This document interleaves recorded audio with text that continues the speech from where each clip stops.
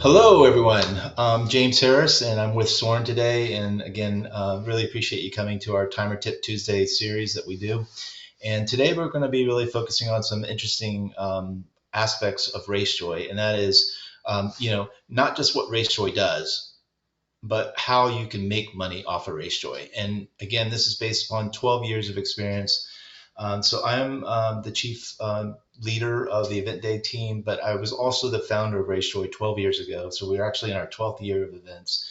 Have a lot of history working with timers over those 12 years and trying to monetize and work with their race organizers and partners and how to price RaceJoy. And so we're going to be kind of presenting this in two parts today. I'm going to first present like what RaceJoy service options look like and the capabilities and how you can kind of partition the different services of RaceJoy. And then Soren's going to be really speaking towards, different pricing strategies and how RaceJoy has been priced in the past, and also maybe some things that you can think about in terms of how to price RaceJoy in the future, especially as we've introduced the timing integration in August of last year. So we'll be talking in very detail about different pricing options and strategies. So Soren's been with us over a year now. He's our senior account manager, but I really like to talk of him as more of like a timer engineer that works with our timers and helps us get all of our different technologies out and being used. So again, as a timer, you can pick and choose what parts of our platform work best with your processes and how you like to do events. And so you really look at Soren as someone that can help train your organization and or yourself and bringing in different pieces and parts. And so he's available for that. So between Soren and I, we're going to be kind of covering this agenda. As always, we have Avery and Shelly on the back end answering questions. So if you're having difficulty hearing something or understanding something, just pop a question in the chat channel and they'll answer you. So again, RaceJoy is a little different in the market in the sense we made a decision a few years ago to just make the distribution of RaceJoy completely in the hands of timers. So we have definitely event management companies that have come to us. We've had larger races that want to come directly to us and they want to cut out the middleman. And we hold a hard line here. So as our way of training and getting the best usage and knowledge out there, we really believe that that's the timer. The timer is really the technology partner for us. And so we want to enable you not only from a learning, but also from a revenue basis. And so, I've had a number of timers talk to me, especially during COVID and during the COVID period, how that relationship was really important for them because it enabled them to kind of work their services in different ways during different types of things that are happening. And so this is a model that we will continue to follow. You are our partners, you're our distribution, and this is how we're going to get RaceJoy out in the market. And so as this moves into time integration, this becomes even more important for us. And it also enables you, and this is what this session is all about today, to make revenue, to generate more capability for your organization and utilize our technology to make that happen. And so at the end of the day, if you're a certified RaceJoy timer and the event is using our registration platform, there's no cost. We give you this technology and we say, go off and make it happen. Make what I always, my tagline is go make RaceJoy. So again, if the event isn't using RunSignup, then there's a fee, $750. It's pretty nominal, but we definitely see this as a way for you to start introducing technology to events that may be on a different platform, and maybe over time they start to see the benefit of all the other things that happen with our platform. So it's not just about RaceJoy, it's also about the check-in app and how it integrates with the results and how RaceJoy and all this data syncing happens. It kind of creates an ecosystem that maybe the event that you're working with starts to see the beauty of that and maybe thinks about using the platform in the future. So again, if you're not certified and you're listening to this session, just send an email into info and they'll get you the materials. It's an online course, pretty simple to get through, and then you're off and running with RaceJoy. So I'm going to first, just for a minute, step back. We're not talking about how to do it, but what it is. What is RaceJoy and how can RaceJoy be provided as different services for your types of event? And what we've done here today is to try to break this down into kind of like three different ways to look at it. And again, this is not just new. I mean, this has been RaceJoy since the beginning and 12 years ago. It's just that things have changed the last few years to make it even easier for you as a timer to offer these different services. So if you're a long-time timer that's used RaceJoy and you might have always thought that RaceJoy was just GPS tracking, it's important for you to start thinking about RaceJoy differently as we present here today. So, RaceJoy is a service. It really is a way for you to provide participant tracking as part of your services. So it's a way to have that component of your services checked off, and be able to say that you have a really good participant tracking option as part of your services. It is another way to differentiate yourself from other timers that aren't providing that. If they're on other platforms, this is the key point here. There's no other platform out there right now that provides the services and the capabilities of RaceJoy as part of the platform, completely integrated, where you don't have to do a lot of work and syncing registration data and all. It's completely seamless and provided as part of the platform. We came together with RunSignup 8 years ago. That's 8 years of development that have happened to make this platform truly one platform. And so that's a real differentiator for you as you're trying to compete with other timers that may be using other tool sets and platforms. Again, RaceJoy is a way for you to start thinking about, I'm elevating my services and I'm able to provide more services, and maybe helps you to maybe win that race that you've been chasing. And again, it could just be a value add. So again, you provide your basic services, your basic packages. So what we're going to be presenting today here is to start thinking about how you could start pricing these value add services that we call RaceJoy, and maybe create new revenue. And that's really the point of the presentation here today.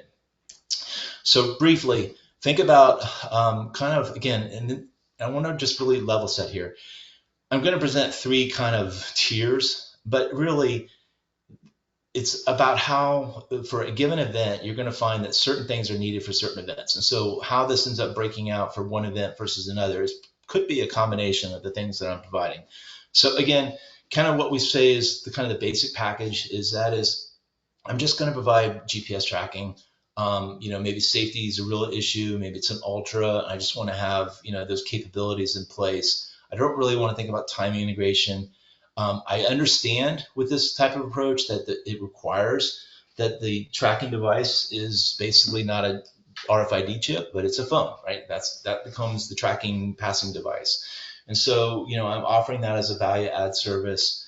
Again, you're just trying to get into the space. Maybe it's something you just provide and bundle in with your packages.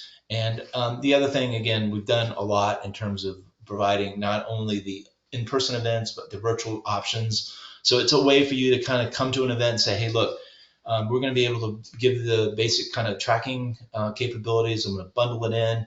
And if you want to add in a virtual stuff, we got challenge, we got virtual, we got all that. And so it kind of helps you maybe get a foot in with some events that you may not be working with.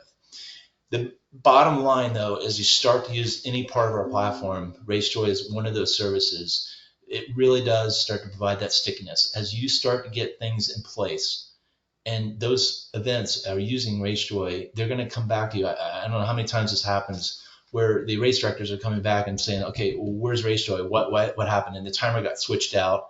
And so now the race is like coming to us and saying, hey, and so we're having to get them with another timer that's a certified partner. So again, it can increase your stickiness and loyalty with those race directors as you start to really understand how important this is for the engagement of the participant and the spectator. And we'll be talking about that as we go through our session today. So what do you need to do for this? But really, again, this is about figuring out your work element, because the work element is a cost to you, and that you need to have a return on that investment. So that's what we're going to be trying to present here today. So for basic GPS tracking, it's really just getting the map and making sure the map is correct. That means monitoring on race day and making adjustments. You can make adjustments all during and up to the event and even during the event. So at the end of the day, your level of work becomes just a map and making sure the map is correct and monitoring that map. And that's pretty much basic what you're going to have to do. So it's a lower footprint in terms of the amount of work that you have to do. As we move into what we call integrated um, bib tracking with GPS tracking, and this is the offering that was introduced last August. We've had over 80 events use this already. It really is mature and ready to be used. And the key point I want to say about this is where you're now providing the RFID data and streaming that into RaceJoy and providing that kind of tracking experience completely based upon your equipment that you put out. The key here is that we're using our race day scoring tool and platform as a way to stream the data directly to RaceJoy. So it's not going through results, it's just race day scoring right to RaceJoy. And you don't have to score in race day scoring to offer this. So again, as you are a timing organization, you've built all your tool sets and maybe you're not ready to look at race day scoring, you can use race day scoring and still provide for this bib tracking and GPS real-time experience with RaceJoy. We had a really big event just a few months ago, a really good example of that. Hasn't been a race day scoring timer. They loved it. It went really well. And now he's actually thinking and looking at race day scoring a little bit more because of his experience and seeing how that could work. And so, really at the end of the day, use the tools that you need and that are going to be best for how you want to run your organization. We just make it easy for you to plug and choose what parts of the platform you need in order to make that happen. So with this tier 2, what you're doing is you're actually expanding your usage now to everybody. It's not just those participants that are carrying a phone. It's any participant that's in your event can now be tracked. And you're really providing a nice experience. So we had an event recently. Maybe a couple thousand people participants actually came into RaceJoy, but we had like 4,000 or 5,000 spectators come into RaceJoy. So there was a lot of spectators coming in to actually track participants that never came into RaceJoy. So they don't have to come into RaceJoy, they don't have to set up and do anything. It's a very easy experience for the spectator. Participant data that's all set up and registration flows automatically into RaceJoy. It's nothing for you to do as a timer. So when you start thinking about your workload here, it really is the same thing that you did with tier 1. You got to set up your map.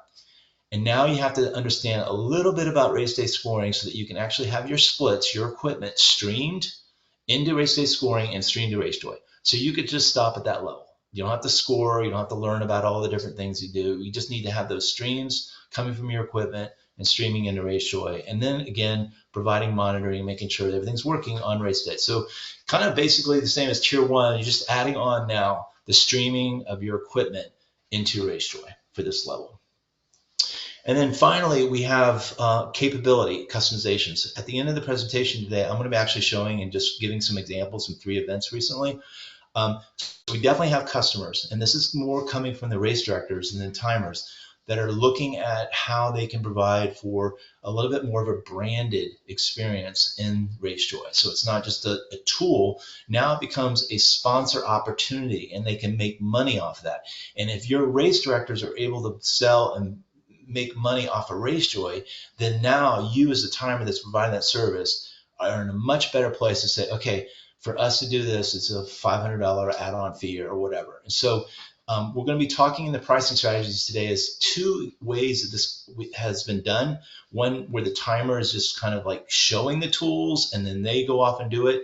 And then the other where the timer is actually providing services to do the work of customization. So definitely a lot to think about there in terms of how you do your work and your pricing.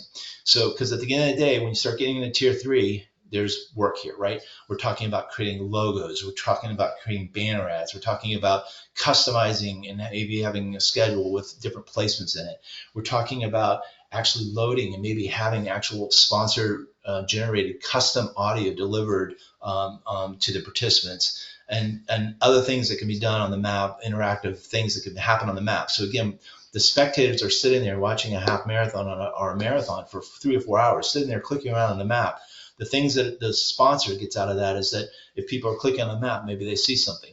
Or more importantly, when the progress alert is being delivered, it's saying that this is the Lexus Mile 2 and so forth. We definitely have larger branded events that want those types of services, and those events are able to sell those touch points, those assets. And because they can sell those assets, now you as a timer have an opportunity to make some edge off of that asset. So really the way to think about this part of the services is that there are assets in RaceJoy that you can sell and provide and educate your race directors that these are assets that can be sold, go off and sell them, make money, and then that helps to create more stickiness for you for the next year.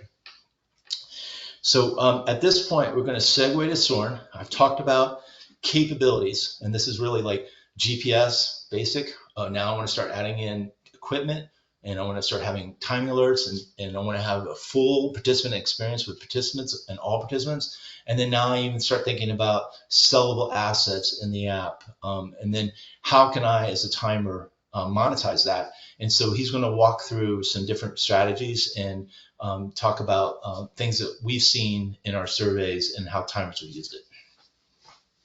Yeah, thanks, James. So yeah, we're gonna kind of go through this in a couple different tiers. And the first thing when you're thinking about pricing strategies is what's already out there. I think is important to know.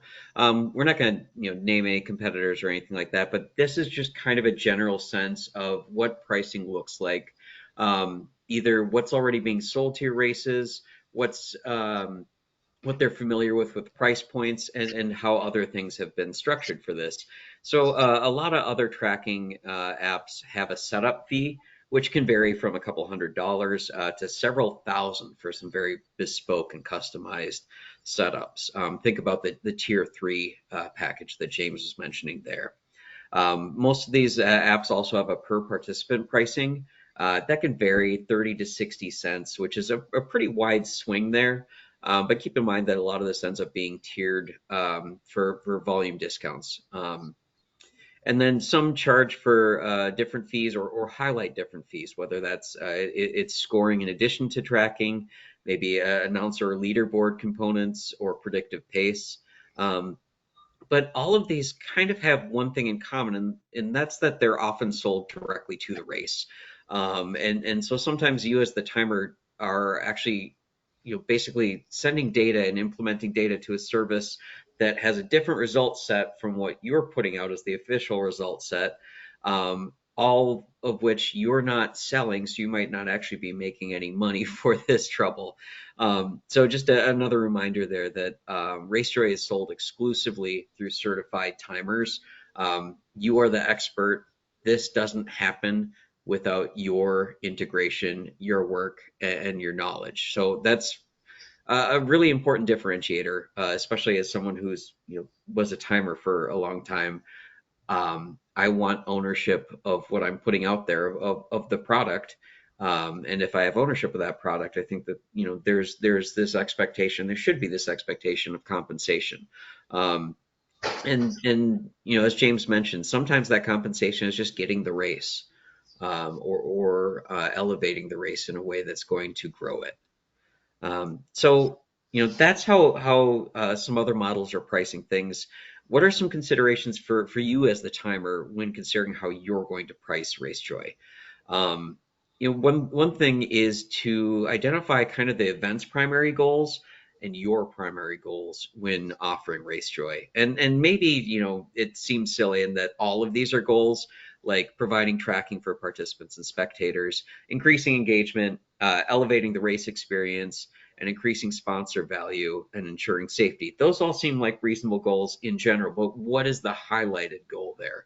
If the main use case is for like an ultra marathon and it's about safety and making sure participants are on course, then you're going to want to be highlighting the monitoring, and you're going to want to be leaning heavier on GPS tracking. If the end goal is sponsor value, then you really need to make sure that you're focusing on doing a really good job building out the custom messaging, the logos, and the course. On your end, if this is something where your goal is to grow the race, think about how you're pricing it in a way that tells the race, hey, I'm betting on you growing. I'm betting on this particular tool helping to elevate the race and bringing more people next year. Growing the race means better timer revenue, but it's also saying like, hey, I'm not going to try to put a burden on you because I want this to be something that helps you raise the experience. And maybe some of that is Maybe my goal is selling splits for this race, in which case I'm really highlighting the bib integration as an opportunity here. And maybe my goal is like, hey, I want to introduce this to the market. You might find a race that's kind of a fulcrum in your local market that other races look to and say, I'm going to actually offer this at a low flat fee or at a low per participant fee because I can use this race both as an example and as kind of a way to drive business in a trickle down effect. So some other things to consider when you're pricing RaceJoy. What's the distance and complexity of the race? The more complex the course is, the more effort you're going to put in either setting it up or supporting the people who are setting it up. As far as the course markings go and highlights. The longer the distance, the more tracking is valued. The more splits you have out there, the more interaction with spectators you have through that app. Added bib tracking is a really ideal option for these longer races, especially the ones that you have this opportunity to put additional timing hardware out there. How many courses are in the race? If it's a 5 event race, that's a lot more effort. If it's multiple days, that's more time monitoring. And finally, and we'll get into this heavily as we go on here. And this is probably the most important piece here. How are you currently charging the race? If it's a flat fee, consider staying with a flat fee. If you're already charging per participant, consider adding a additional per participant charge. Just making sure that you're aligning this with what you're doing already, so you're not coming to your customers with a completely new price sheet unless that is your goal. And again, one of the strategies can be pricing per participant because that aligns with sharing that you want to grow with this event. But keeping in mind that, if you say, hey, I'm going to price this per participant and they're not promoting it and it's a smaller race and you don't really, you're going in a little blind, you may be only getting a handful of dollars. And if you're not valuing this, they're not valuing this. And if they're not valuing this, they're not getting buy-in. And if they're not getting buy-in, it's harder to show them this as a cycle that continues year over year. And with that, there's a reminder here that if you're offering RaceJoy for one distance in the race, you should be offering RaceJoy for all courses. When determining prices, just make sure that you're supporting all courses here. You must activate RaceJoy for all of the event's courses to provide a consistent experience for participants. If your marathon has a half, a 10K, and a 5K, they really all need to be activated on RaceJoy. You don't want the 5K participants to have a different experience here than the other ones, because you're going to get complaints then. How come I'm not in the app? Why can't I track my friend? Why isn't my family member showing up in here? So just make sure that you're consistent when you're offering these experiences. So that was a little bit about how other platforms are pricing. That's a little bit about how to consider what you should be pricing. How are other timers who are already pricing RaceJoy doing so? One big note here, this data is coming from the timer survey, which was really taken before bib tracking had started to mature. So these numbers and amounts are going to be a little bit different than they'll look in 25 and beyond here as bib tracking is really taking off. But the first thing to look at here is how are you charging for RaceJoy from the timer survey? Over half of people charged a flat fee. About 35% offer it for free. 18.5% incorporate that into their overall services.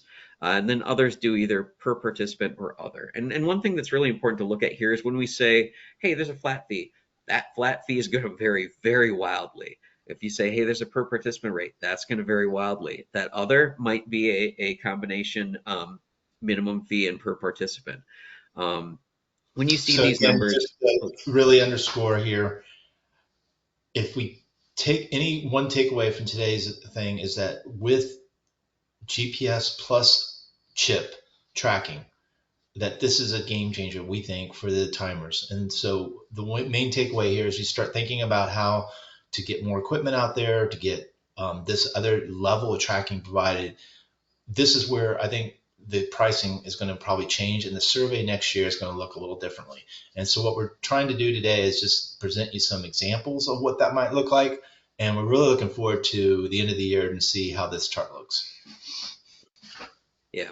And this one will change, and so will the next piece potentially.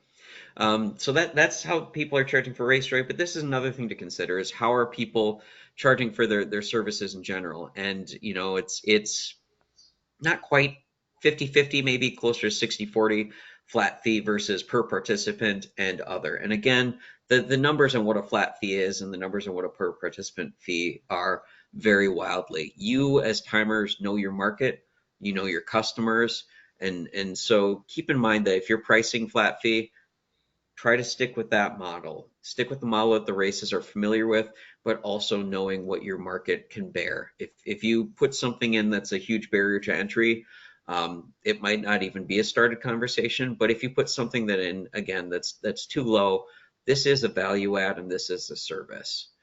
So think about how you add value and how you charge for services in general already. If you're charging for tracking only, one thing that we've seen a lot is that, again, this varies pretty heavily per timer. Some are charging flat fees, others are offering it for free, but the majority of flat fee pricing was kind of around that $500 level. The the reason that we talk in these tiers is more to give you kind of ideas of how to work this into your existing structure, but also that tiered options are already something that a lot of timers are offering. And that's going to depend a little bit about how the race is using it. And some do charge a minimum fee. Others have charges on top of that or more a la carte. And again, bib tracking pricing will likely be higher. Like James said, this is introducing more equipment and effort.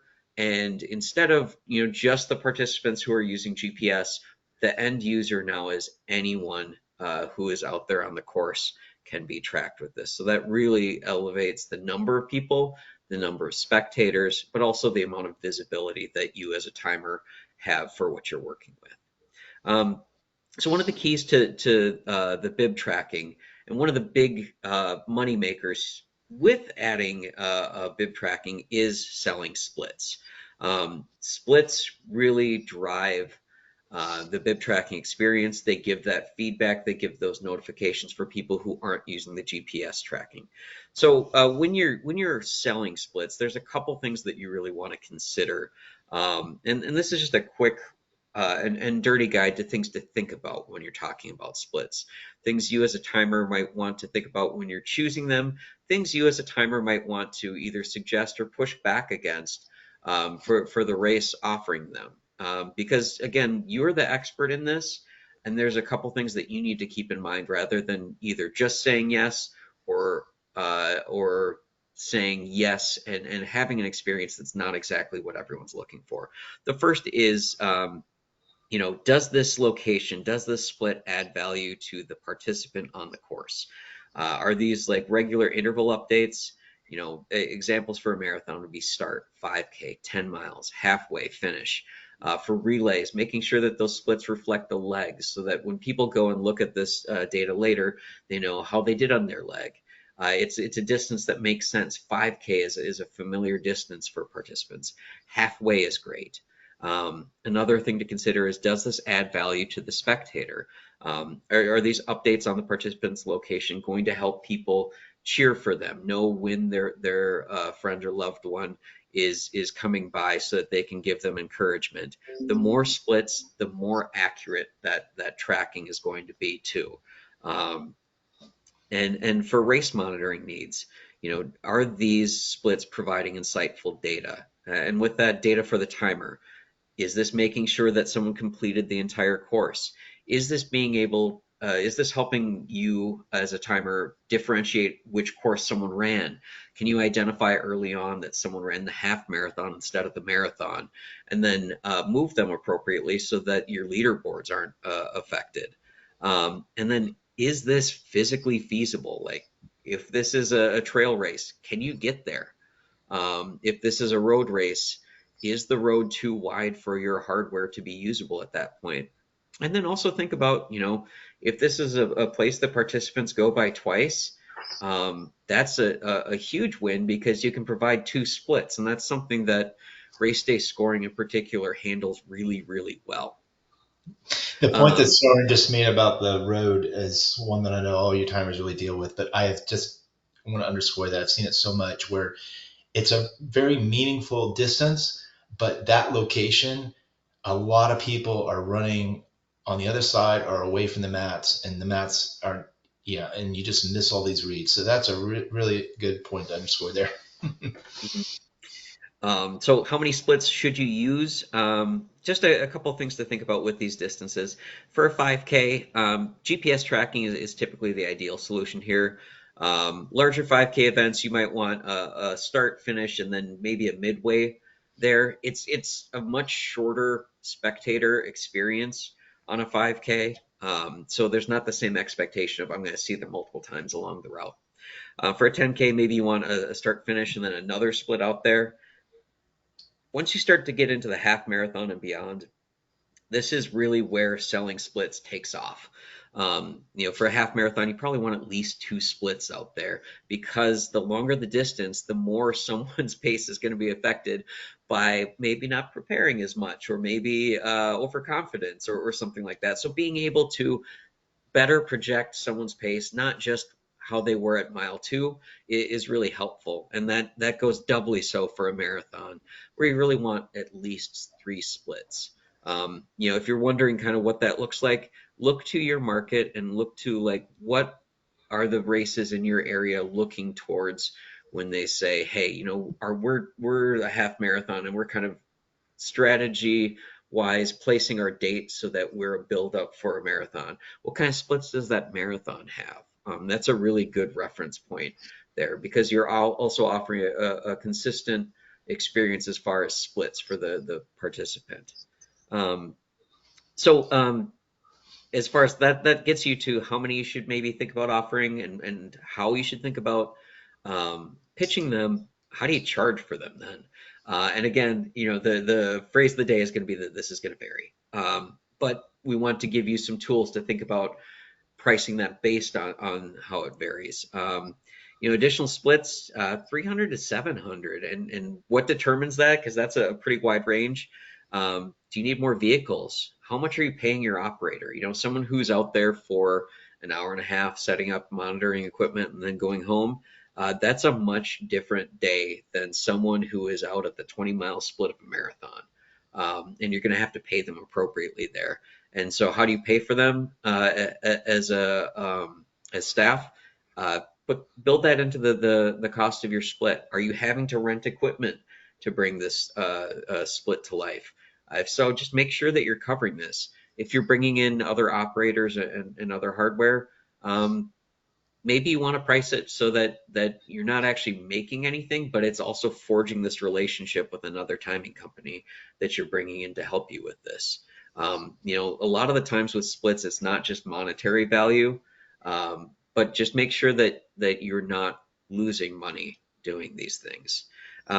But the other thing to keep in mind is if you are offering these splits, and maybe the split is the linchpin for offering RaceJoy because they help elevate that experience. Race directors understand that there's a cost with anything with the timing equipment, and this is a really tangible return on that investment for them. It's also, offering these splits, they're not just a good way to elevate that tracking experience. There's also the value of getting newer staff reps in the field with a lower pressure spot. Maybe someone's not comfortable scoring yet, but you want them getting experience in deploying hardware. This is a great way to do that. Um, and the more work you have for your staff, instead of just offering them 10 weekends a year, maybe you can get them to 20 if they're doing splits. That's going to help you retain them. And that's also going to, provide an opportunity for travel for some of those people, which is maybe part of why they want to do weekend work for you. And all this feeds into a cycle. So if you offer RaceJoy, make sure that you're showing the race what the engagement of RaceJoy is. Show them that usage page, and you can use that to say like, well, we got this usage. We can get more if we add splits because that's going to elevate the bib tracking experience. You have splits out there. you should offer RaceJoy, or it's going to feed back into a better RaceJoy experience. And so this is a full cycle here. When you're offering something like this, it's really important that you don't just stop talking to the race about what you're doing, what you're offering on race day. Make sure that you go back and show them, hey, to James's point, you got 5,000 spectators watching this race. That's a huge value add for any tracking sponsors that you might have packaged.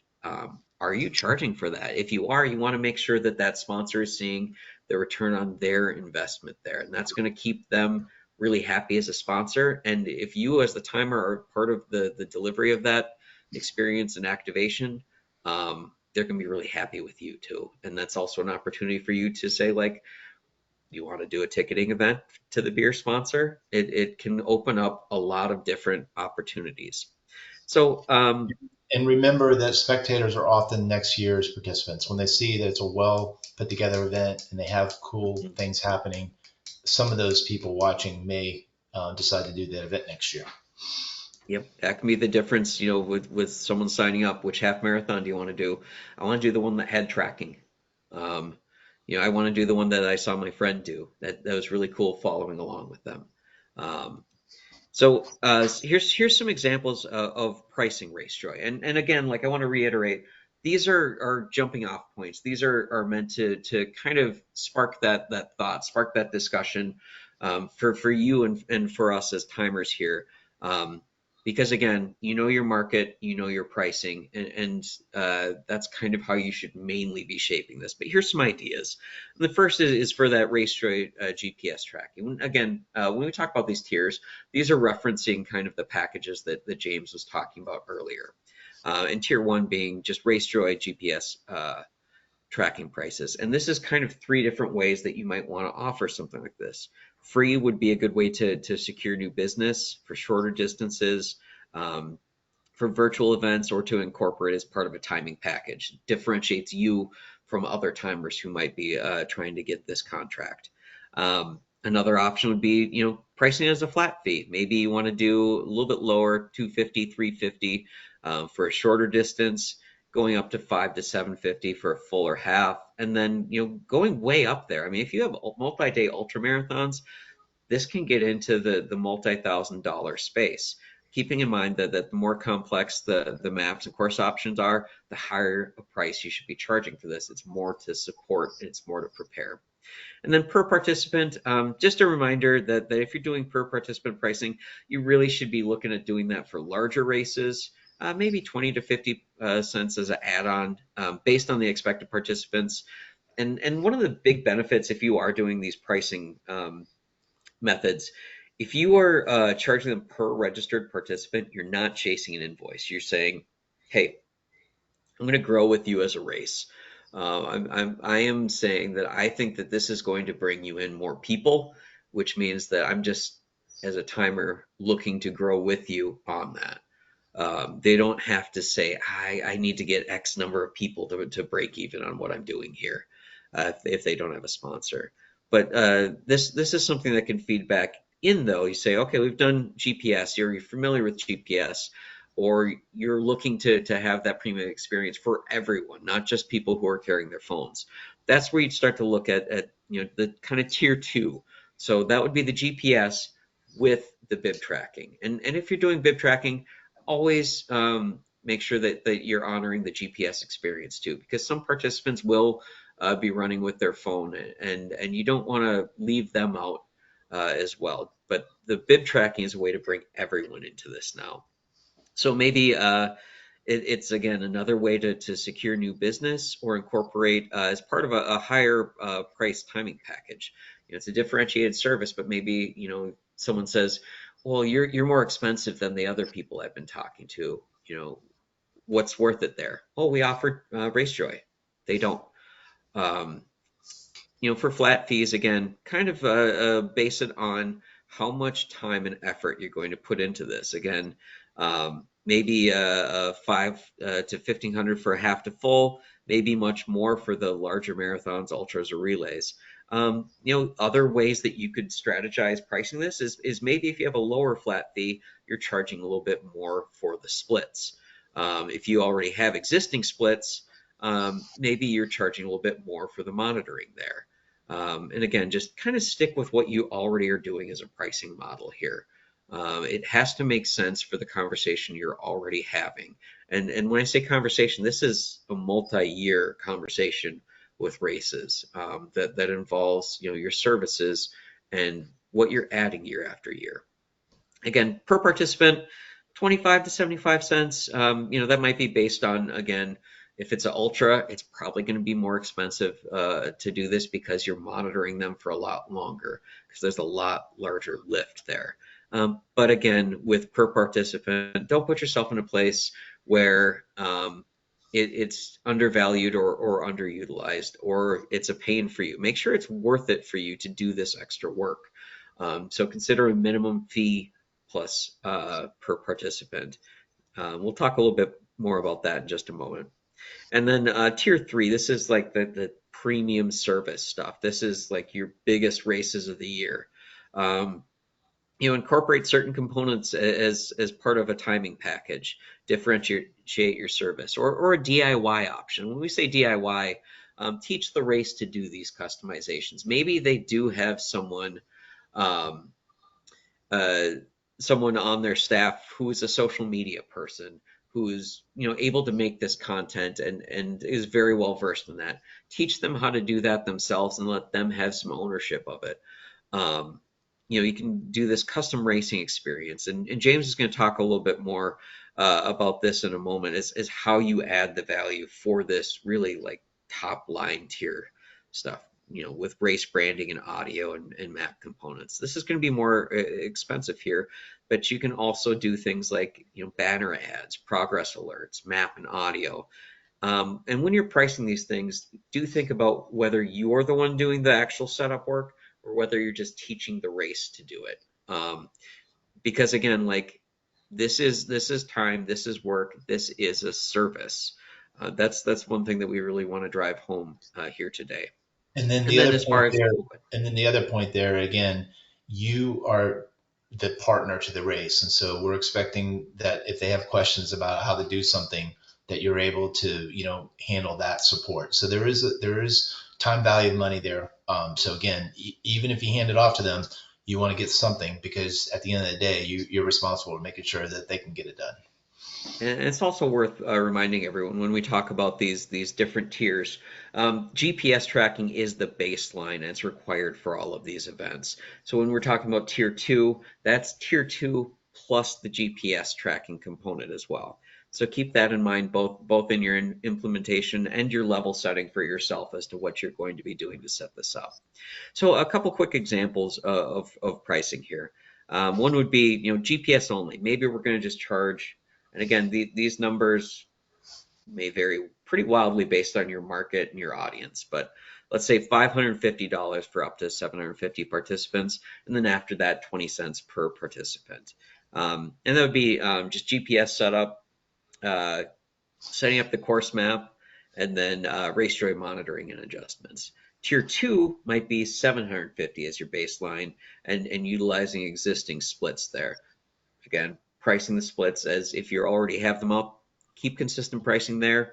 Or consider saying like, hey, if you do something where we're adding a lot of splits, we'll offer you a free split to entice this. But making sure that you're pricing this in a way that you're getting ROI on this. So this would be RaceJoy GPS, adding the bib tracking setup, the course map, race day monitoring and adjustments, and then charging per split and per participant beyond a certain number there. And again, we've said this a couple times, but just remember to make sure that when you're charging per participant, or if you are charging per participant, that it makes sense for the size event it is. And if you're saying, hey, I'm going to charge you a minimum, and then beyond that, it's per participant, making sure that that minimum is realistic and aspirational, and saying, hey, if they're a 400-person event, saying, hey, we're going to have this a minimum for 500 people, because it's saying we believe you're going to get there, and not making the cost per participant exorbitant. And then tier 3, the premium level here. Let's say for $12.50 for up to 500 participants, and then after that, 40 cents per participant. And that would include everything from tier 2, but this would have a lot more sponsor activation. And with that, I'm going to hand it back over to James to talk about some of these ways that you really can make this a premium experience for the participants, the organizers, and the sponsors. Okay, thank you. So again, all this stuff is available on the dashboard. As timers might not have gone in there and explored as much, definitely we don't see this heavily utilized, in all honesty. And I'm going to show some events that are using it. But again, I think a lot of the, up to this point, the timers have been pretty focused on just getting the tracking capability in place and not so focused on sellable assets that are available in RaceJoy, and maybe getting, again, as Soren said, those key events every year that you're working with, start to activate them in these areas, and maybe you can make some money off of that activation. And so again, everything's in the dashboard area, and two ways it can be done. You're training and supporting it, or you're doing the work for them. But again, you know, I think sometimes people don't realize some of the capabilities, and I just really briefly want to go through that. And I'm going to jump out in a second and look at some examples. So, you know, the actual updates themselves, again, that's an activation for a sponsor. So every alert has the capability of being customized in two ways. One is the actual location name, that spoken name. We've definitely seen events where it's like, you know, being offered at the Dunkin' Donuts mile 3 or whatever, especially if you're doing those kind of key points, or just based on GPS. So you can have the main alert sponsor, and then each location can have and be tailored for a given sponsor. Again, banner ads are very important. If you're working with charity type events and stuff, it's so important for them to have those spectator eyes on things, and they're able to click on stuff. And I'll show an example of the National Breast Cancer Marathon, Donna Marathon, every year, some of the things that they do. Now you start getting into like actual placements. Again, you have the capability to do the schedule, news alerts, you know, your main event information, and throwing in sponsor information. Again, where we see this used most of the time is where events sell what we call a technology sponsor on RaceJoy. And so they've activated that this company is now the technology sponsor. And so they put a lot of activation in places, you know, all throughout the app, saying, you know, this experience has been provided by this particular sponsor. And so this is something, again, that can be provided and sold to your race directors. And then, you know, spectators looking at maps, we definitely have had events do this type of thing, where they, you know, they're clicking on points. Maybe there's a little timing icon or something, different icons, and then it actually comes up. There's links, and it goes to those things. Your sponsors could actually put an offering, you know, in there. If they click on this, they could get to some kind of offering.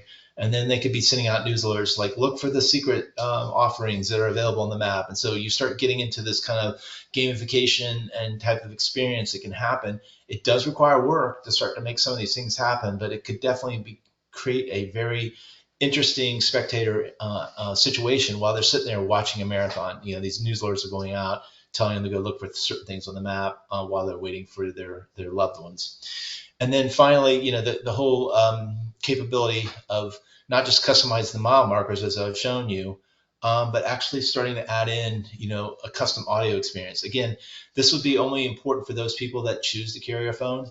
Again, that's pretty high. 70% of people may not be using RaceJoy for tracking, but 70% of your people are actually with a phone with them. And so they're using other things, or they're doing, you know, their training and stuff, apps and things. But, you know, if they know that they're going to be getting these kind of audio things, then that will activate them to come in and use RaceJoy also. So again, a lot can be done there. We've had some events do a lot of different things with this. We've had events do some kind of advertising type stuff. We just ask that you really try to be thoughtful about the participant experience. You as a runner wouldn't want to be going through 10 alerts of just constant ads being blasted advertising. We've definitely had negative feedback about that. But sponsors can be very creative in terms of saying things and motivating things, and then saying, you know, who they are and why they're involved with this event. And so it can be done in both custom, or you can just do what we call text-to-speech technology. So, a lot can be done with this. So let me just jump out for a second. Um, just, again, Donna Marathon, a lot of things with donations and stuff, very important. So she's loading in, donation things that are just constantly showing when they're in the results and stuff, and trying to generate more clicks to have um, tie in with what is going on here in terms of fighting and beating breast cancer. A long time customer with us, Last City, they do a lot with, the schedule, adding schedule, and again, putting in different things that will help people navigate their event and kind of raising that custom experience in terms of things that they would do and actually know where the crowds are going to be in pictures. And again, highlighting key partners of the Glass City Marathon, which is the University of Toledo, and how that tie-in is constantly important. So they're doing different things to put those logos and those placements as they're building out their content. And then, the custom audio is really easy to do. Again, we have companies out there that are just dropping in these geo points. This is more of a historic event that happens. Again, we're celebrating next year 250 years of our country. So she builds in, an historic kind of July 4th event and puts in historic things as people are going through. Again, really easy to add. There's videos that kind of tell them how to do this. You can do it, or you can sell it and just make sure that they know how to do it. And so you can kind of raise that experience. And then the last thing, again, on the dashboard to highlight, has been talked about here today, is again the usage. Come back to the Donna Marathon here. So again, you're driving towards, these 3,300 spectators watching these 1,300. This was a timing integration event. Again, these spectators were able to track people that were not in RaceJoy at all. So these were the participants that chose to use the GPS tracking. So these are very important numbers to understand and start to dig into. Again, we're 11,000 cheers, 100,000 timing alerts being sent out with the timing integration for those, those participants that are a part of that event. And then finally, the key to all this is if you want to create that stickiness where they feel like they got value, and this is what Soren was talking about, the value of RaceJoy is only there and being able to monetize if the race director sees the value with whatever they're trying to solve, those goals of safety, those goals of tracking, those goals for spectators, those goals for sponsors. And so again, that doesn't happen without promotion. And so, we're here to try to help that. But again, at the end of the day, it really is up to the race directors to promote it and get those emails out and get those social media alerts out and saying this is how we're doing tracking, putting things on their websites. There is a promotion toolkit under this area to help with that. We're actually updating that this week and kind of putting a little bit more information in there about the time integration. So look for that later this week.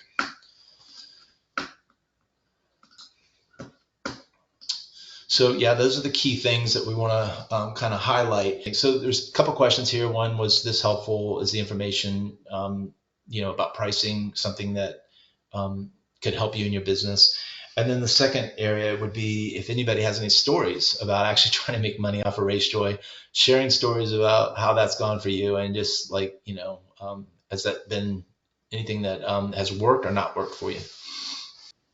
Back when I was timing races, we had a race that changed hands from a kind of old regime, very established race, but who was interested in doing some tracking stuff and really just wasn't sure how to go about implementing that. And it was really easy to say like, well, you're on RunSignup. Let's do RaceJoy. And this is pre-bib tracking. But it was something where we were able to say like, hey, we're going to do this. And because of that, this race that historically had no splits all of a sudden had three timing splits out there, not because of bib tracking, because this was before this, but because people got the GPS experience and the race director realized, oh, well, we want to make sure that other people can have an experience similar to those doing the GPS experience. I mean, it's kind of the exact impetus for, well, you're already doing GPS. Don't you want everyone to have an opportunity to be tracked? Don't you want everyone to get splits on course? So it was kind of a way that they like self-elevated and sold themselves RaceJoy. and then subsequently splits. That's good. Well, again, we've gone an hour, so it was a lot of material today. Again, Soren at RunSignup.com is your go-to person to help you implement anything with bid tracking and time integration.